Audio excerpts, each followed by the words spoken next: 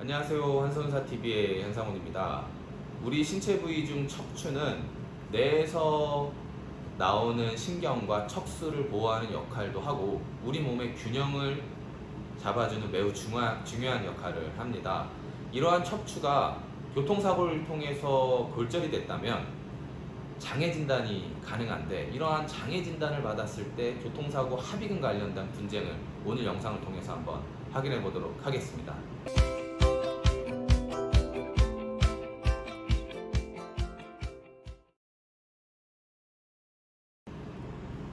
해당 분쟁에 대해서 알아보기 전에 합의금의 종류에 대해서 먼저 이해를 하셔야 됩니다. 우리가 교통사고로 피해를 입으면 가해자가 가입한 보험회사와 합의하는 과정을 거치기 때문에 합의금을 수령한다라고 생각을 하시는데요. 정확한 명칭은 합의금이 아니라 보험금입니다. 우리는 가해자를 대신해서 가해자가 가입한 보험회사에 직접 보험금 청구권을 행사를 하는 거기 때문에 보험금이라는 단어가 더 정확한 단어이고요. 이 보험금은 약관에 따라서 산정되게 돼 있고, 이 약관에는 세 가지 종류의 보험금이 존재합니다. 첫 번째가 부상, 두 번째가 장애, 세 번째가 사망입니다. 척추 골절로 피해를 입은 피해자는 보험회사와 부상에 대한 합의를 대부분 보시는데, 이 장애에 대한 항복도 인정을 받아야 되기 때문에 이런 합의금에 대한 이해가 매우 중요합니다.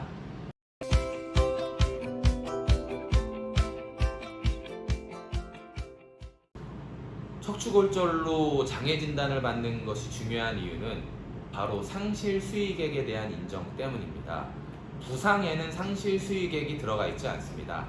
장애보험금 항목액만 상실 수익액이라는 손해액의 항목이 존재하는데요. 이 상실 수익이라는 것은 무엇이냐면, 사고로 인해서 향후에 내가 얻을 수 있었던 노동력을 제공함으로 얻을 수 있었던 수익의 감소분을 보상하라는 겁니다. 우리가 장애를 진단받았다는 것은 그만큼 노동 능력을 100이었으면 장애 진단받은 만큼 감소됐기 때문에 내 수익도 이제 앞으로 이만큼이 아닌 이만큼 줄어들었을 거기 때문에 이 줄어든 것만큼 자동차 보험회사에서 보상을 해야 된다라고 주장을 하는 건데요. 이 손해액의 항목 중에 여러 가지 항목들이 있습니다. 치료비, 향후 치료비, 위자료, 휴업손해, 간병비 등등 여러 가지 항목이 있는데, 상실 수익액 항목이 손해액의 항목 중에 가장 큰 포션을 차지하기 때문에 장애 인정받는 것이 무엇보다 중요한 겁니다.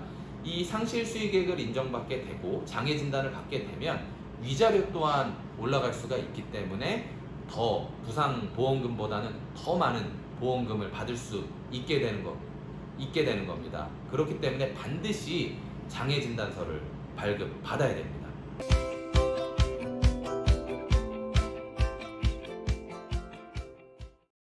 그렇다면 척추골절로 인한 장애보험금 분쟁 포인트는 무엇이 될까요?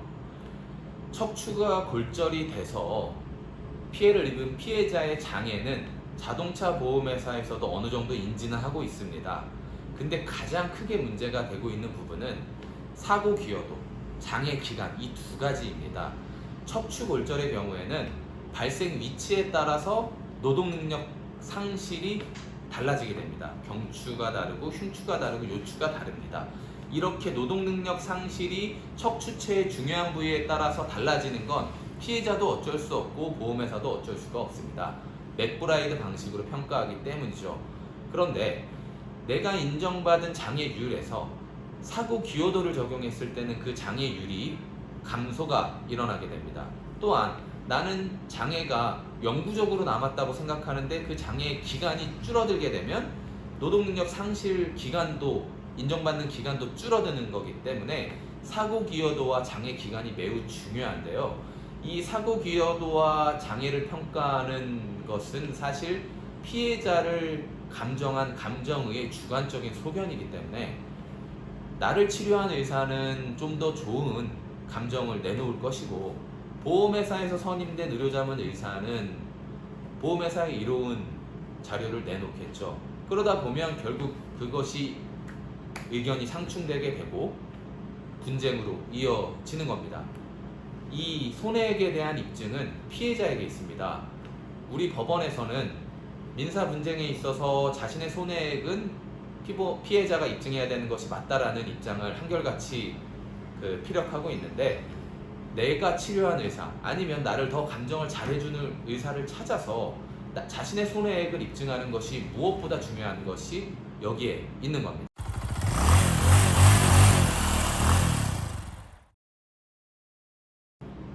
장애 진단이 포함된 경우에는 부상 합의와는 다르게 흘러갑니다.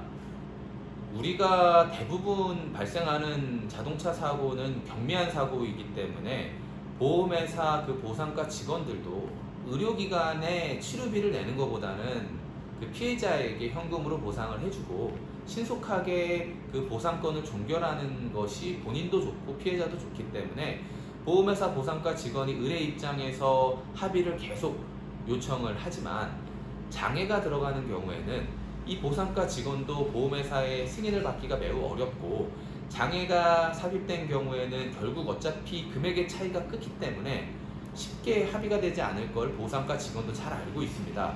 그래서 해당 건에 대해서 합의를 자꾸 요청하지 않기 때문에 이 장애 진단서 한 장만 받았다고 해서 보상과 직원이 계속 압박하시면 감정 싸움으로 흘러가게 되고 합의 자체가 안 되실 수가 있습니다. 그래서 이것은 제3자, 즉 전문가를 통해서 근거 자료와 이 합의 과정을 원활하게 해결하시는 것이 가장 중요합니다. 그래서 척추 골절이 발생하셨다라고 하시면 무턱대고 장애 진단서를 발급하셔서 보험회사에 청구를 하셔서 진행하시는 것이 아니라 해당 부위는 얼마인지, 장애 기간, 그리고 사고 기여도가 정확하게 산정됐는지에 대해서 제대로 된 감정을 받으셔서 전문가를 통해서 합의 과정을 진행을 하시는 것이 가장 분쟁 없이 원활하게 합의하실 수 있는 길입니다. 오늘 준비한 영상은 여기까지고요. 추가적인 질문이 있으신 분들은 댓글이나 위에 영상에 있는 전화번호를 통해서, 연락처를 통해서 연락을 주시면 추가적인 상담을 해드리도록 하겠습니다. 감사합니다.